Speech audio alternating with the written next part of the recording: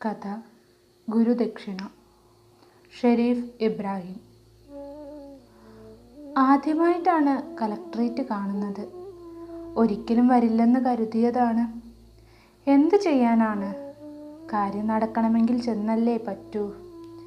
Village ഓഫീസിലും താലൂക്ക് ഓഫീസിലും നടന്നിട്ടും ശരിയാവാതെ വന്നപ്പോഴാണ് കളക്ടറെ കാണാൻ വന്നത്. കളക്ടറെ പറ്റി നല്ല അഭിപ്രായമല്ല കേട്ടിട്ടുള്ളത്. നടക്കാൻ വയ്യ. വയസ്സ് 80 കഴിഞ്ഞല്ലോ. അതിൻ്റെ ക്ഷീണമൊക്കെ ഉണ്ട്. 3-ാം നിലയിലാണ് കളക്ടറുടെ ഓഫീസ്. ജേക്കബ് മാഷ് അല്ലേ? പിന്നിൽ നിന്ന് ആരോ വിളിച്ചു. ഒരു ചെറുപ്പക്കാരൻ അതേ എന്ന് മറുപടി കൊടുത്തിട്ട് പറഞ്ഞു, തന്നെ മനസ്സിലായില്ല.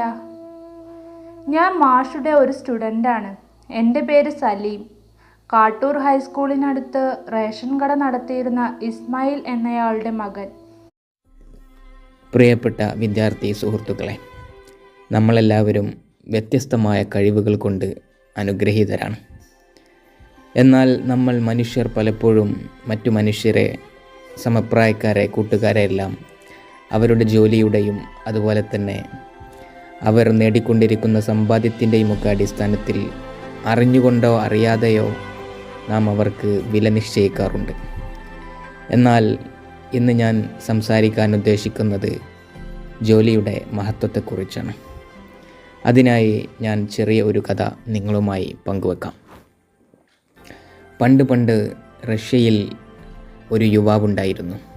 മിലോവ് എന്നായിരുന്നു ആ യുവാവിൻ്റെ പേര്.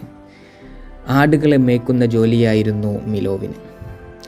മിലോവിൻ്റെ കൂട്ടുകാർ എല്ലാവരും സൈന്യത്തിൽ ചേരാൻ പോയിട്ടുണ്ടായിരുന്നു.